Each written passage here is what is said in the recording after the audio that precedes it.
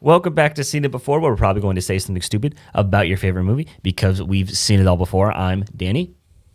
Oh, God, you're smiling at me, you weirdo. I'm Dan. Okay. Hi. So we're doing Smile 2 this week. It's this movie came out in 2022, the first one. Parker Finn directed it, his first directed movie. A lot of jump scares, a lot of... I don't know. Very surprising. It was supposed to go to streaming actually first before it got a theatrical release, and it made a lot of money though in theaters. So I mean, it had a good campaign. I remember very good campaign. They were hiring people to go smile out in the baseball games and stuff. Yep. Yeah. And then there was actually another thing that happened they did the same thing with this movie, but then. I think there was a foul ball or something, and then one of the guys broke character, and the other girl just didn't. She's just like, yeah, it's great because that was really funny. I saw that. I was like, wow, that's commitment right there. I love it. She don't even care. Smile 2. I got nothing else for this intro. Actually, let's just get right to it.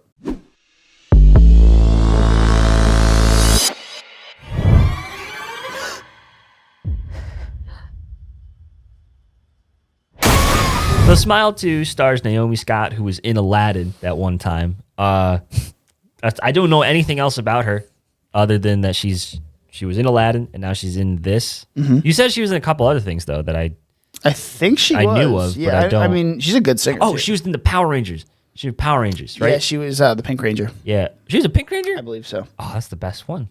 I'm gonna just check that right now. Just Amy Jo Johnson, still my childhood crush. It is. She was Kimberly. Nice. Yep. So Smile 2, it was good.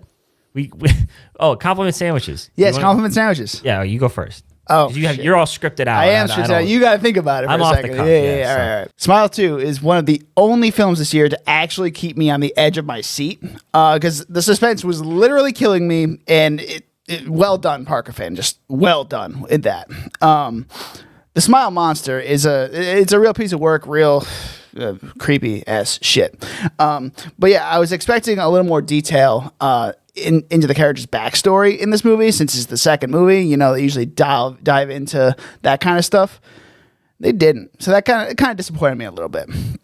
And Naomi Scott's performance, my God, from the way she handled the juggling of being a pop star and coming to terms with the loss of her boyfriend, it was a lot of emotions going through this movie. And this is one of those movies, I think, that could turn her into an actual superstar. I really enjoyed Smile 2. I thought it was a lot better than the first one. Naomi Scott, great performance. Absolutely stunning performance in a horror movie in recent memory. Downside of this movie, though, it's deeply cynical like the first one, because the first one... it's almost like, what was the point? It ends on a sour note, and you're rooting for this character, and just it ends in a bad place. But I guess one more good thing though is that the jump scares, or the leading up to the jump scares, the suspense, I thought was really well done. It was just unevenly paced enough to get me to kind of lock in and then scare the crap out of me. So yeah. All right. So we got this other new segment today called Explain the Plot Badly. So, Danny, you came up with this one. Why don't you explain it? Well, you ever see those memes when you're scrolling through, just try to guess the movie by giving the worst plot line ever? I think the one for Lord of the Rings is group spends 9 hours returning jewelry. Ha ha ha. It's because that's not the actual point of the... So anyway, we came up with 3 each for ours. And so here's my first one. Are you ready? Yeah. Boy in colorful pajamas does way too much to be a photographer. Boy in colorful pajamas does way too much to be a photographer? Yeah. He'd just be doing too much. Boy in pajamas. I'm only thinking boy in the striped pajamas, and that is not good. Well, this is boy in colorful pajamas, and he wants to be a photographer. I'm trying to think. Nightcrawler's the next one that comes to my mind. I don't know. What do you got? It's Spider-Man. Oh, mother. He'd be doing too much. You're right. I was thinking way too hard on that one. He's getting bit by spiders and shit. He's got to fight green goblins. Just to be a photographer. Mm-mm. So the next one. I think you'll get this one. You think? It's kind of like it's just kind of a remix of what everybody says. Guy with a walking carpet for a best friend stops incest. Guy with a walking carpet for a friend Stops incest. That's not Aladdin, is it? Or a best friend. No, walking carpet, not flying. If I said it was Aladdin, I said flying carpet. That's right, you did. But you could just. So he stops incest though. Stops incest. Star Wars. Yeah. New Hope. Well, Empire Strikes Back. Empire. Yeah. Well, yeah. There you go. Okay. All right, cool. And this one, I tried to make. Yeah, okay. An undead boiler room technician helps kids get over their fears through cutting-edge dream therapy. Nightmare on Elm Street. Yeah. That one was easy. Yeah, that one was real easy. All right. Cool. All right. These are going to be really bad. They're not as creative as yours, I will say. All right. So, Fight Club for young women. Fight Club for young women. What, Black Widow? No. Fight Club for young women. Like children? No, like teenagers, young women. If you think about our movie from last week, Saturday Night, she was in this movie. Oh, Bottoms? Yeah. Nice. The upcoming Sims movie will probably just be a copy of this movie and Barbie. Free Guy. Shit, that's a good one, but no. The upcoming Sims movie will be a copy of this movie and Barbie. Sims movie. It's an older movie. Older movie. Oh, no. Just think of movies that are like The Sims. There's not a lot of movies like The Sims. Just like a just day in the life, like no. Sims. What, Total Recall? The Truman Show. Oh, yeah. Young woman finds out she is a demon slayer from a book her father was writing. A book her father was writing? Mm-hmm. This is a sequel movie. This isn't even the first one. Okay. Young woman finds out she's a demon slayer. From a book her father was writing. You may not have seen this movie. A Sucker Punch? No. What is it, like a Buffy the Vampire Slayer? Nope. I don't think you've seen this movie. No, I probably haven't. Is it Jennifer's Body? No. You've seen Jennifer's Body? Yeah, I've seen Jennifer's Body. Which is pretty antithetical to the entire premise of the movie. Anyways. You want me to tell you? Yeah. Terrifier 2. Oh, yeah. I didn't want to mention Clown because that'd give it away. Yeah, I haven't seen that one. Yeah, I knew you had, but anyway, so yeah, speaking of like sadistic clowns and everything, and smiling clowns, let's get to our Smile 2 review. The spoilers from here on out. So this movie's honestly, kind of a lot like a mix of, but it definitely has some Joker 2 elements. I'm going to get some shit for saying that. There's no musical numbers. There are, but they're very kind of like ethereal and kind of like fit the mood of the movie. Oh, there's that weird ass like dance scene. Well, there's that, but like I'm just talking about like the actual interludes, the interludes. Yeah, actually perform- singing. Yeah.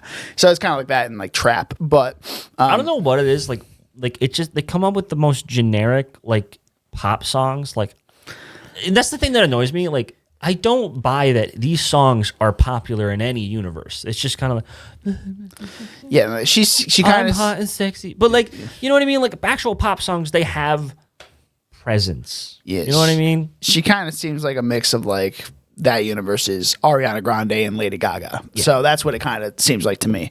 Yeah. But it's weird that like we get like another movie that like because Trap had this same sort of like thing where you have like these musical numbers in the middle of the movie, like outside of the actual plot. So things I talked about in that spoiler-free review. Let's actually just talk about the opening, the cold open scene. That was fucking awesome. One shot, really well done. A lot of action, a lot of bullets, a lot of knives flying around. It was crazy. And I think it was also, was that Kyle Gallner? I think it was. So yeah, it was like a leave off from the first movie, and it kind of showed the aftermath of that, which is cool. Right. Only thing. Okay. And this is like me trying to get the lore. Mm-hmm. I thought the spirit only passes when you commit suicide in front of another person. Mm-hmm. He got hit by a car. He didn't commit suicide. Oh yeah. Well, so you know what I mean? So how did it pass on? Did it restart with somebody else? Is like that the end of it, or like what? Well, that's the whole purpose of this movie. Like it's like you need to die before it kills you, which it technically did. So maybe that was its way of killing him. But yeah, I'm not kind of. I think it's just kind of intentionally left ambiguous at that point because then it moves on to Sky Riley. Yeah, I think it's just a cool cold open at that point. I liked it. And like the blood and it was really cool. A random person on fire right there. That was interesting. When he was walking, that was his like vision or whatever. I was like, oh, nice, nice. Yeah, but oh my god, just. I want to know what his plan was. So, like, he was gonna try to die in the shootout. No, I think he was. Well, I think his actual plan was to like kill that guy in front of the other dude because that dude I think had wronged him at some point. That's kind of what it seems he was a police officer from the first one. Yes, probably like, oh, these guys are bad drug dealers. They're doing bad stuff, and so like, so he's like, hey, are you watching? Stabs the guy and like kind of guts him a little bit, and then they get into a shootout, and then that guy dies, but he's upset about that. Mm-hmm. But I thought, well, he's upset because he shot him. He didn't. Yeah, like Kyle Gallner shot the guy. Yes, which he shouldn't have. Because he needed him to see the other dude die because he was killing him. But that wouldn't have worked. Well, that's how he thought it would have worked. Oh, that's probably just his thought process of how it works. Maybe he immediately did it wrong. He's like, oh shit, what? Oh god. Yeah, and then he gets like happy that there's another guy in there. Was that what's his face? Was that the drug dealer? Oh yeah, I think it was. Yes, it was. I think that was him. Yeah. Yeah. Okay. That makes sense then. Because that's how it changed. Yeah. Okay. Because he saw the other dude die. I think in front of him. Because he saw the other dude die when he shot him, and that's how it passed on. I'm just so confused because it's like you die from suicide. Like when it takes. Well, it's suicide, or it affects your brain, or it's when you see somebody kill another person. I don't remember. I thought the whole thing is like it infects your brain for a week, takes you over, and then it makes you kill yourself in front of somebody else, and then it passes on. Yeah, I think that person. That is how it's supposed to work. Yes, right. So that's why I wish they went into more backstory on this character in this movie. I really wish they need some lore building. I think at least going into the third movie, because there's definitely going to be a third movie, and we'll get to that. But yeah, I think it's a little weird. It's just kind of confusing. I want some clarification there. Agreed. All right, let's move on to Sky Riley.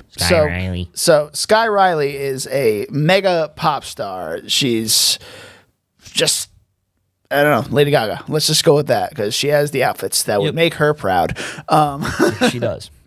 Yeah. Very extravagant. This movie only got like a $10 million boost actually from the first one, and it looks like it got a $50 million boost because holy shit, the cinematography was on point. Yeah. Like, especially in those musical interlude scenes. Oh my God. Yeah, the lighting was really nice. Lighting is real nice.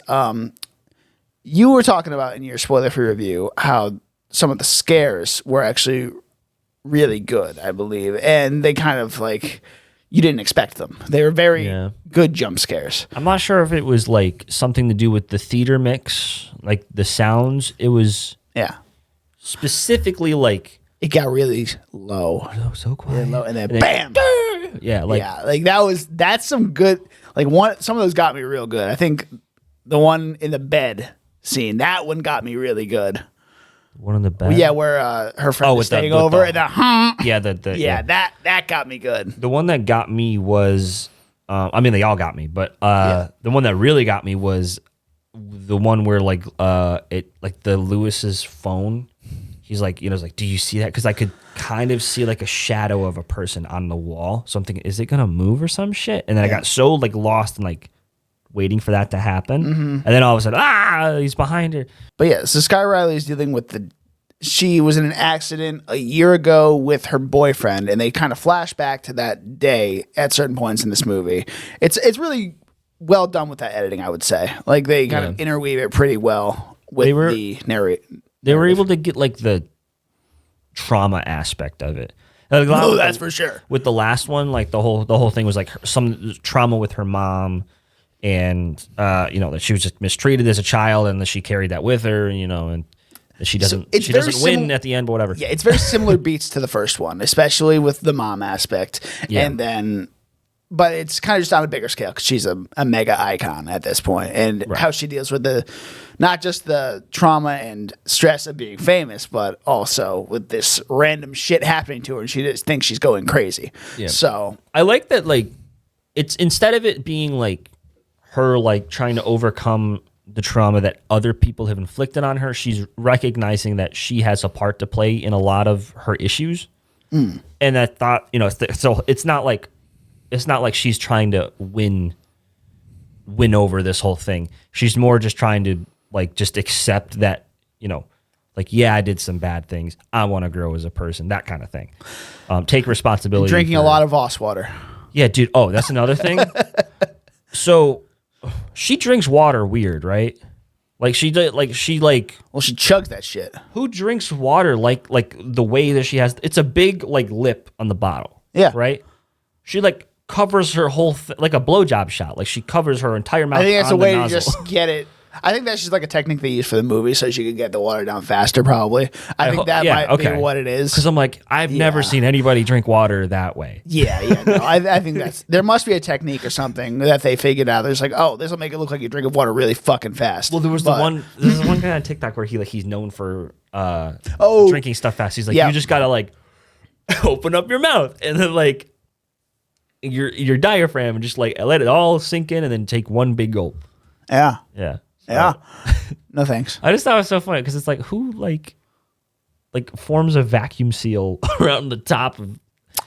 Yeah, I don't know, but people who want to get views, I guess. Yeah, I guess. But yeah, so that is a way that her therapist told her that she can cope with, or not cope, but like try to counteract the effect of wanting to have drugs or alcohol. Yeah, if she feels like using or. So she has to drink water, and she chugs water like 5 times in this movie. Half the like comments straight up on Letterboxd are just like sponsored by Voss water. Literally. And I said she should invest in a Stanley.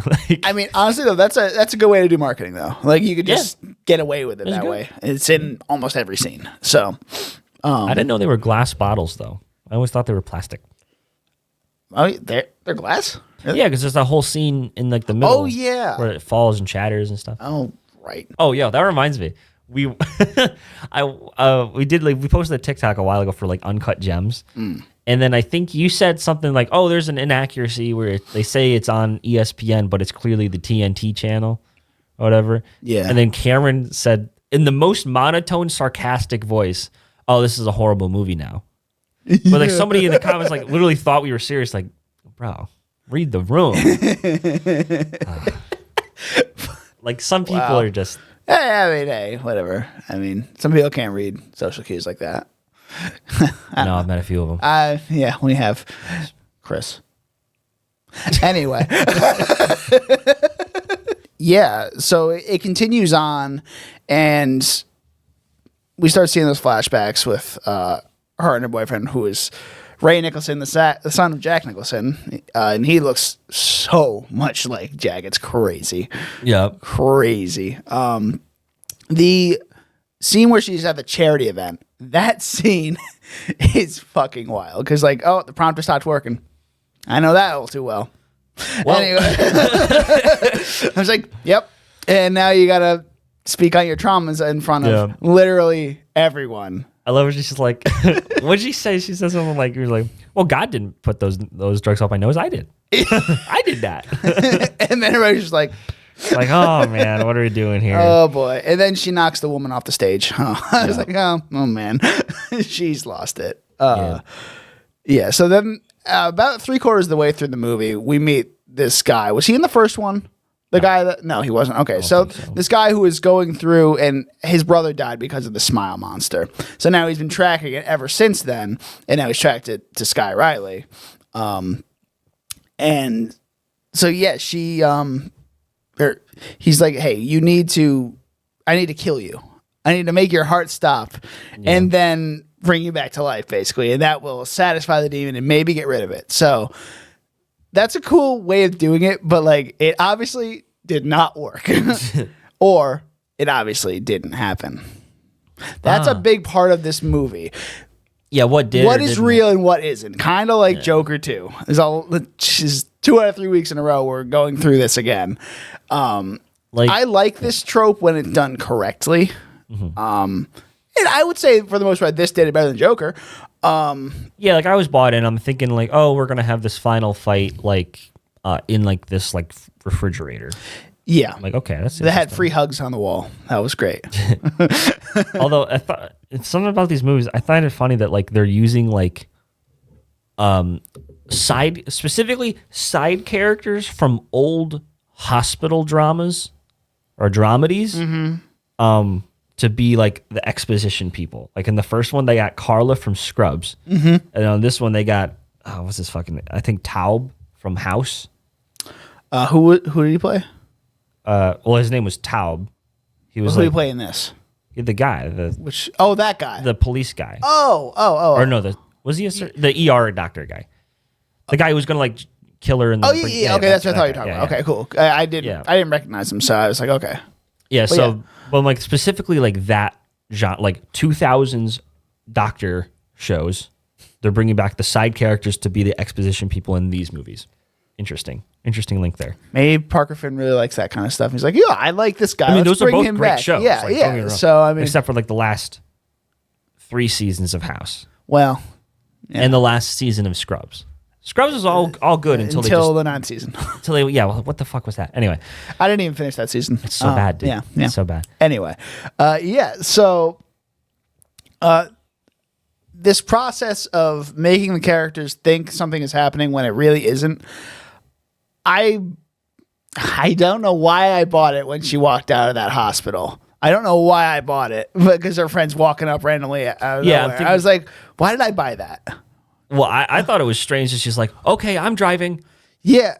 What? I was like, bro, like you're like, well, because she's her friend. It's like, oh, do it, ride or die, bitch. I mean, I get it. They set it up just barely, but like, okay, so if I'm thinking like, you were like, you haven't talked to this person in a year. Well, you had a big falling out. You had her stay over, which she didn't know that wasn't real. Right. So yeah, so in the context though, like at that time, you're thinking like, oh, they've only had one kind of hangout since then, and you know your friend's been super fucking weird the whole night. She starts freaking out, and then she like basically ordering you to come hang out with her again. She's like, no, I got this thing. I can't really cancel. It was very not like friends, you know? Yeah. They were not friends. So for her to like, even in that context, to be like, okay, yeah, I see you have blood all over you. You stepped on some glass.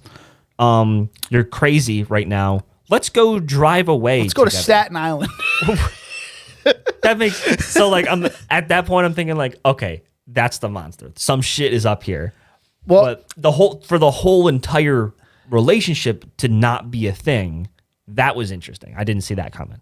Yeah, no, I honestly didn't buy that. I didn't believe that scene. I did believe that scene. Sorry, I don't know why I believed it. So and then the phone rang, and I was like, oh shit, this is the monster. So at that point, it's like, then she's like driving in the middle of nowhere or whatever, and it's just she gets to the Staten Island thing, and she still doesn't realize she's not in control. She's never been in control, right? And it's just crazy how this thing can manipulate you and make you go through even more trauma than you're already going through. It's wild. Well, that's what it feeds off of all like the fucked up things in your life.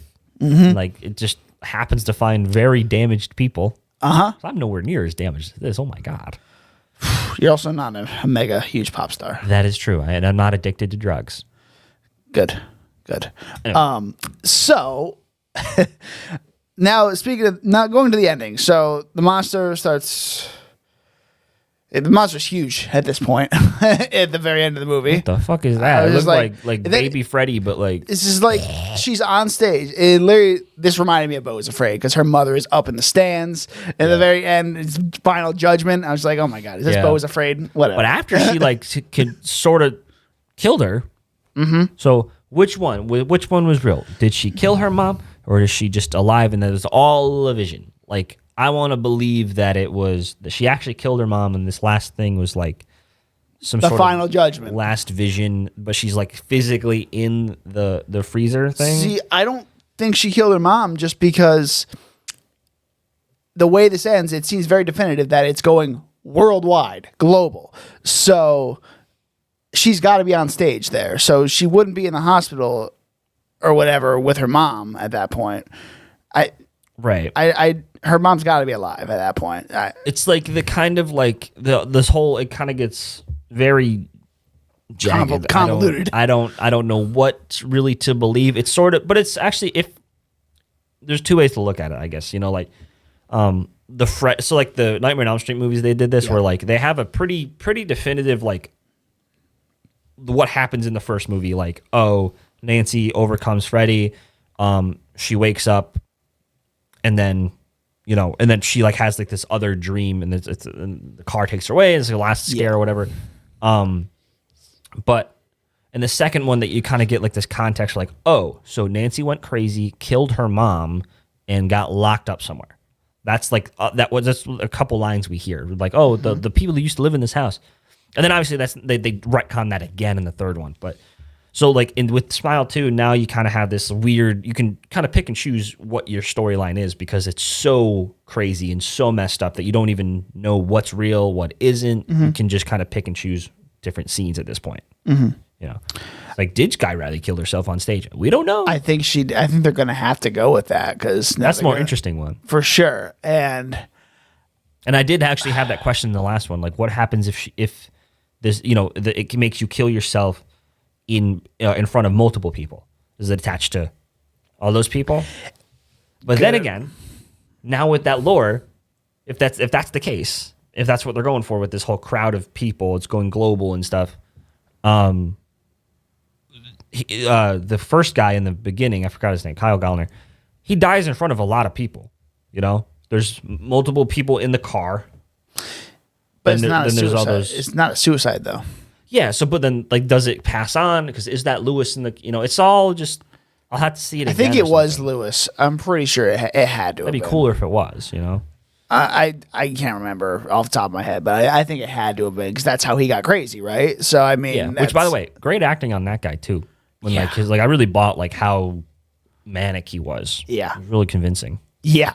That scene was promoted to the hell out of it for this movie. So, I mean, just him smashing his head with a dumbbell weight. So, I mean. And I like the slow kind of, like, you're sitting in all of it. And they did it more than once, and it just got sloppy. I was like, every time it hit, like, the noise still kind of got me. And then just, like, the squelching afterwards just kept going. I was like, oh, my God. And just like Naomi Scott.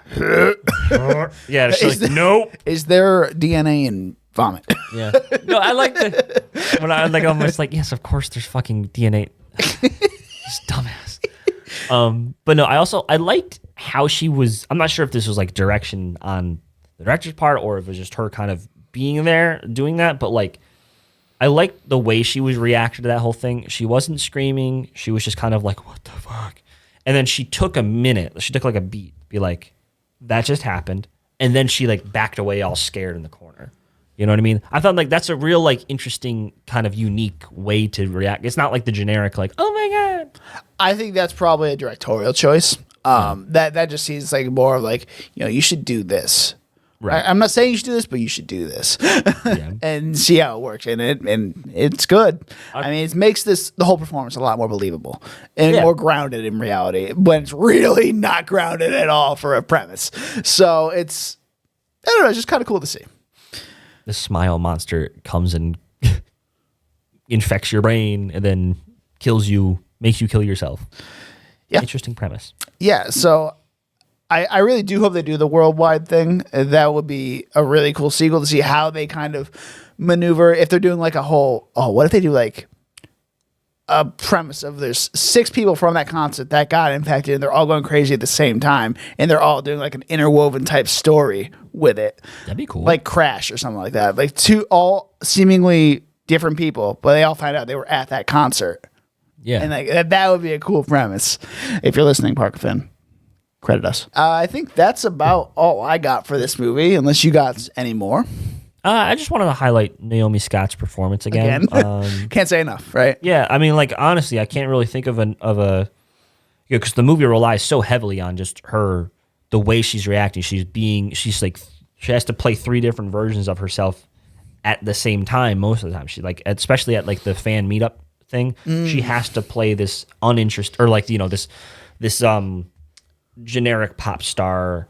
Like, oh hey, I'm so glad you came. Thanks for coming. It's the fake but you can. So she's trying to be. So she's doing like a performance of a performance. She's like pretending to be interested in whatever the fan's talking about, but also you can see behind her eyes that she doesn't give a shit. So that's already like 2 things. It's kind of hard to do right off the bat. Then she has to switch real quick from when like that crazy fan's like, yeah, I want to wear your skin.